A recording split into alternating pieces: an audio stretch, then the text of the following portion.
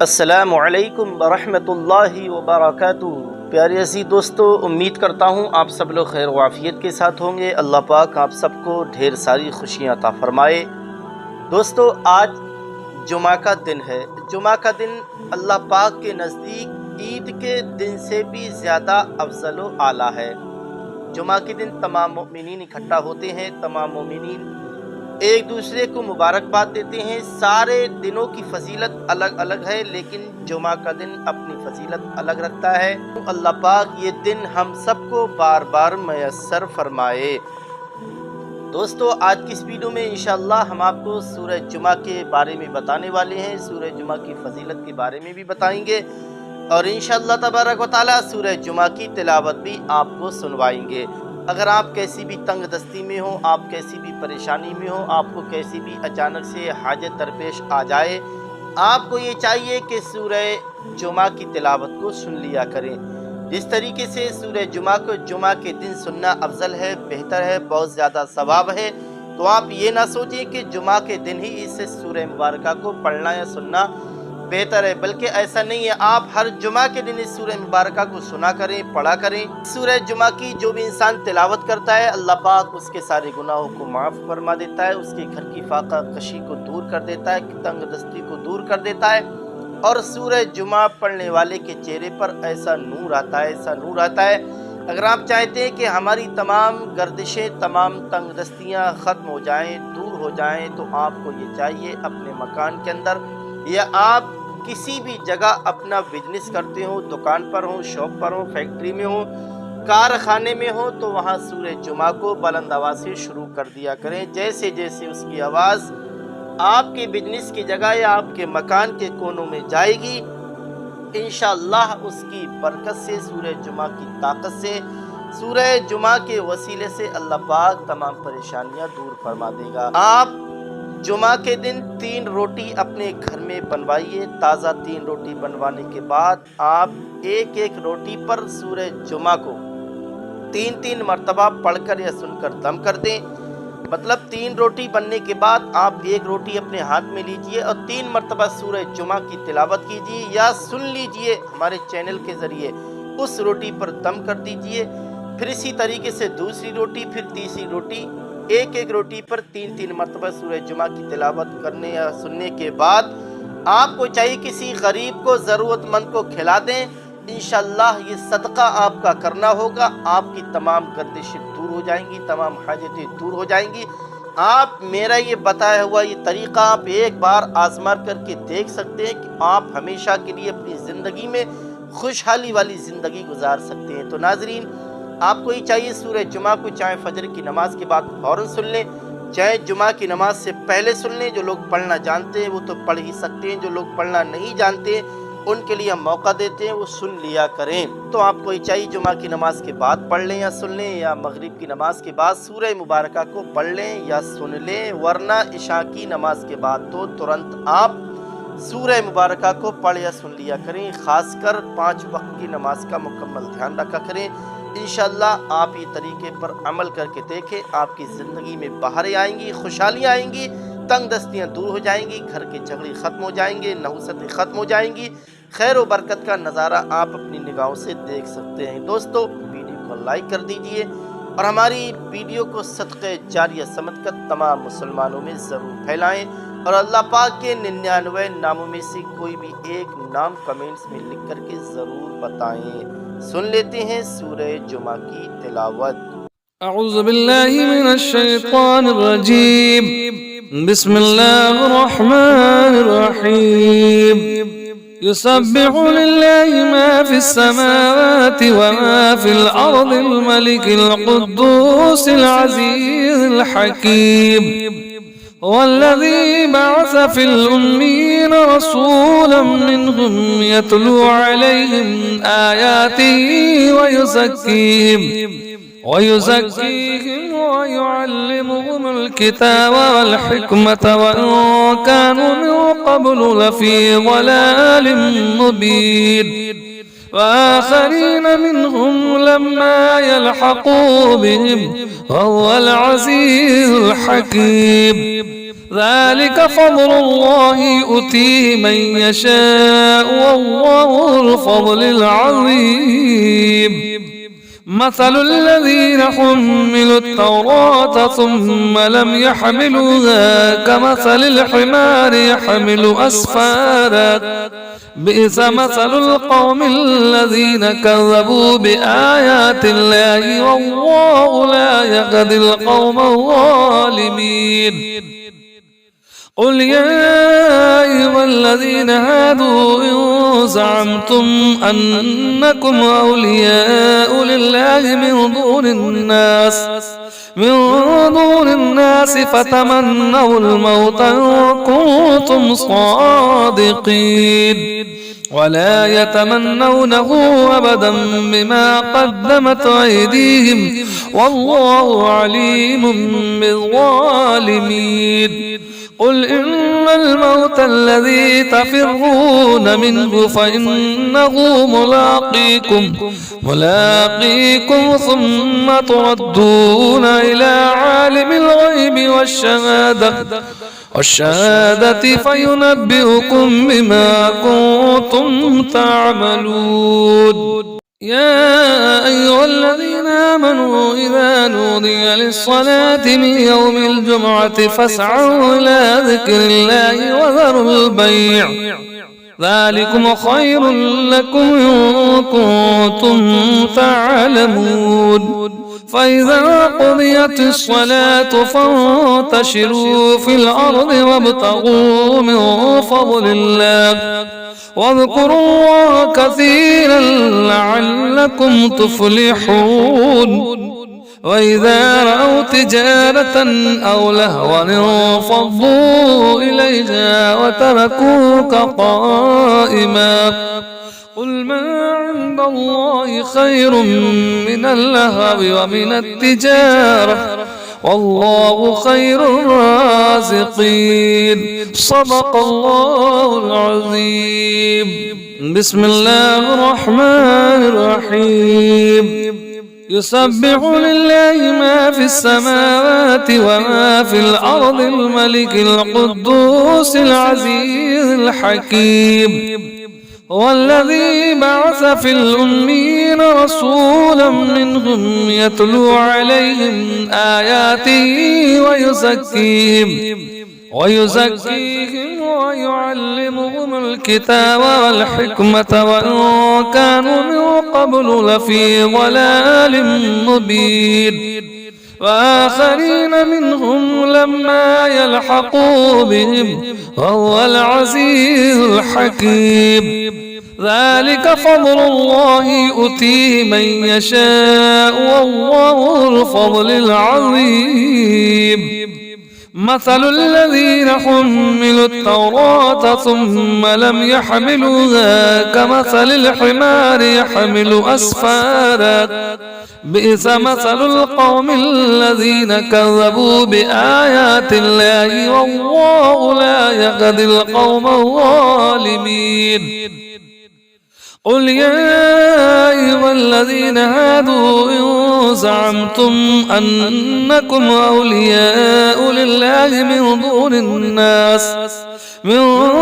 الناس فتمنوا الموت إن كنتم صادقين ولا يتمنونه أبدا بما قدمت أيديهم والله عليم بالظالمين. قل إن الموت الذي تفرون منه فإنه ملاقيكم ثم تردون إلى عالم الغيب والشهادة فينبئكم بما كنتم تعملون. يا أيها الذين آمنوا إذا نودي للصلاة من يوم الجمعة فاسعوا إلى ذكر الله وذروا البيع ذلكم خير لكم إن كنتم تعلمون. فإذا قضيت الصلاة فانتشروا في الأرض وابتغوا من فضل الله واذكروا الله كثيرا لعلكم تفلحون وإذا رأوا تجارة أو لهوا انفضوا إليها وتركوك قائما قل ما عند الله خير من اللهو ومن التجارة والله خير الرازقين صدق الله العظيم. بسم الله الرحمن الرحيم.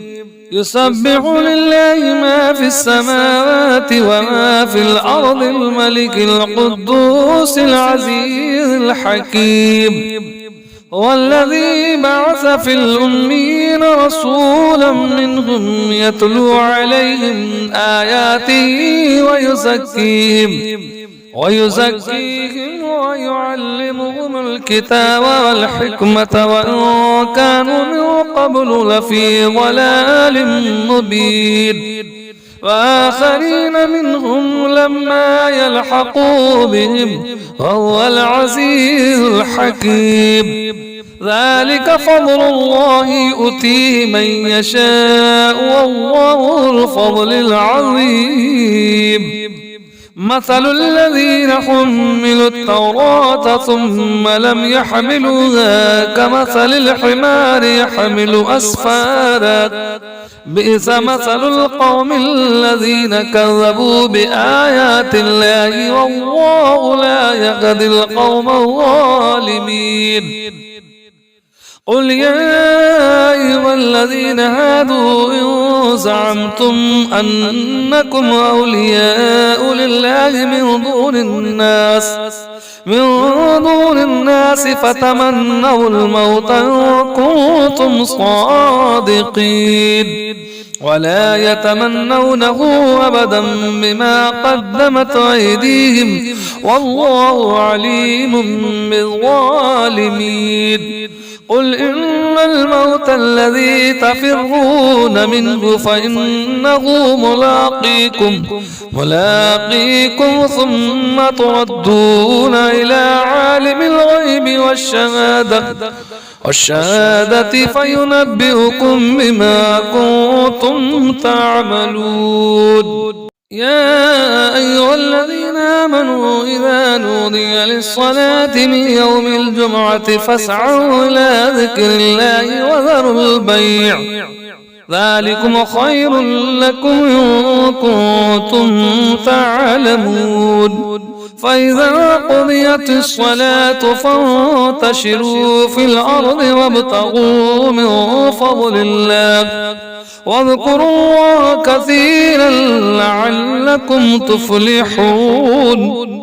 وإذا رأوا تجارة أو لهوا انفضوا إليها وتركوك قائما قل ما عند الله خير من اللهو ومن التجارة والله خير الرازقين صدق الله العظيم.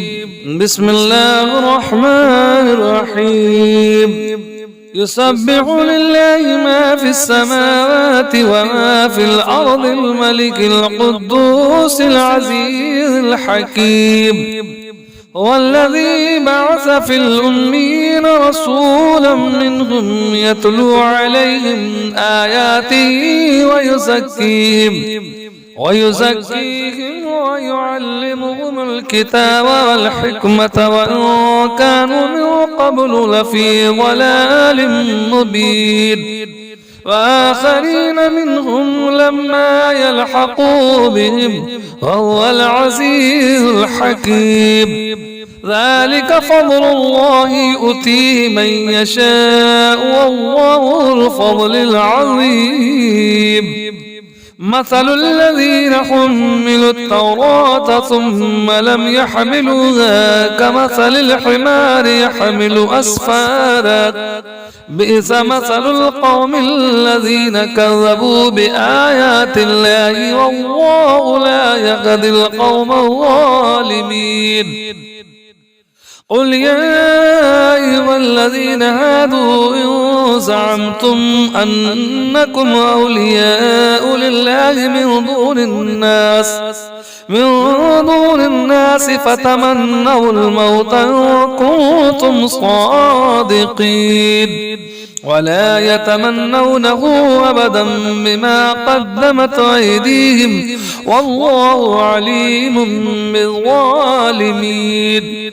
قل إن الموت الذي تفرون منه فإنه ملاقيكم ثم تردون إلى عالم الغيب والشهادة فينبئكم بما كنتم تعملون.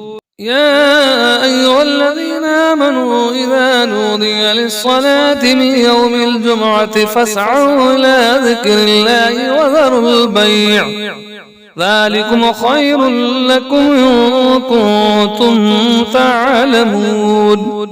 فإذا قضيت الصلاة فانتشروا في الأرض وابتغوا من فضل الله واذكروا الله كثيرا لعلكم تفلحون. وإذا رأوا تجارة أو لهوا انفضوا إليها وتركوك قائما. قل ما عند الله خير من اللهو ومن التجارة والله خير الرازقين. صدق الله العظيم. بسم الله الرحمن الرحيم. يسبح لله ما في السماوات وما في الأرض الملك القدوس العزيز الحكيم. والذي بعث في الأمين رسولا منهم يتلو عليهم آياته ويزكيهم ويعلمهم الكتاب والحكمة وإن كانوا من قبل لفي ضلال مبين. وآخرين منهم لما يلحقوا بهم وهو العزيز الحكيم. ذلك فضل الله يؤتيه من يشاء والله الفضل العظيم. مثل الذين حملوا التوراة ثم لم يحملوها كمثل الحمار يحمل أسفارا بئس مثل القوم الذين كذبوا بآيات الله والله لا يهدي القوم الظالمين. قل يا أيها الذين هادوا إن زعمتم أنكم أولياء لله من دون الناس فتمنوا الموت إن كنتم صادقين ولا يتمنونه أبدا بما قدمت أيديهم والله عليم بالظالمين.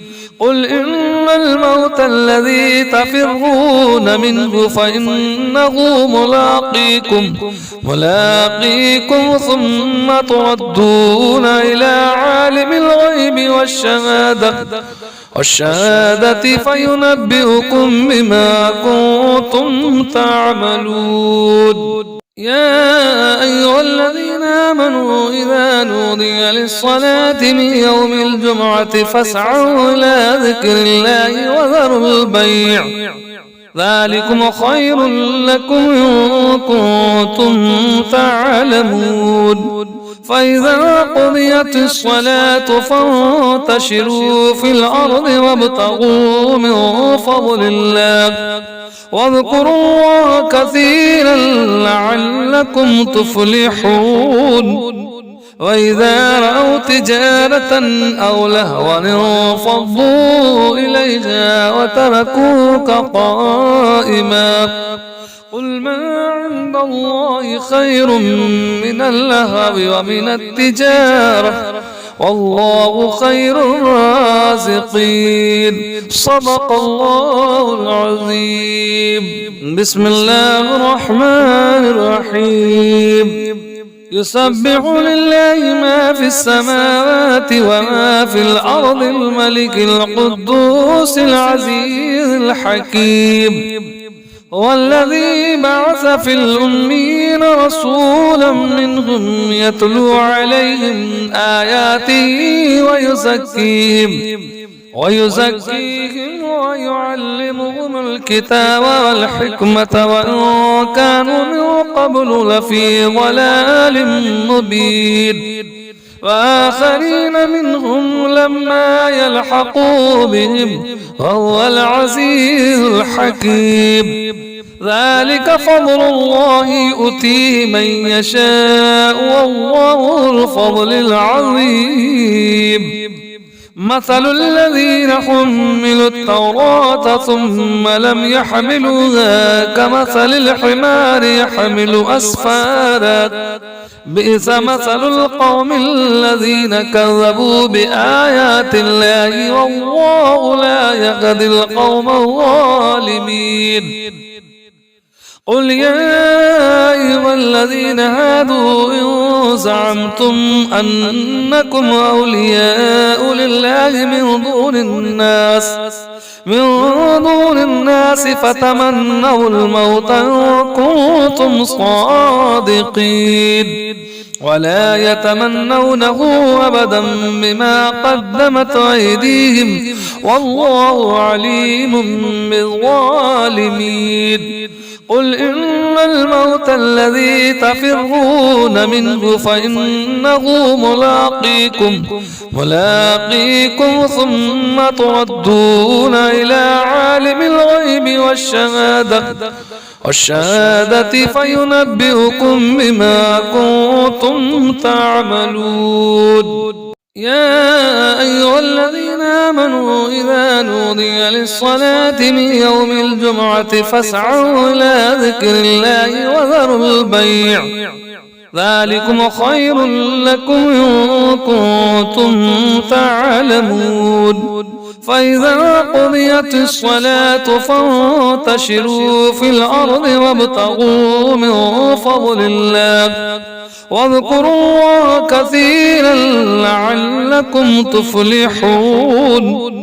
وإذا رأوا تجارة أو لهوا انفضوا إليها وتركوك قائما. قل ما عند الله خير من اللهو ومن التجارة والله خير الرازقين. صدق الله العظيم.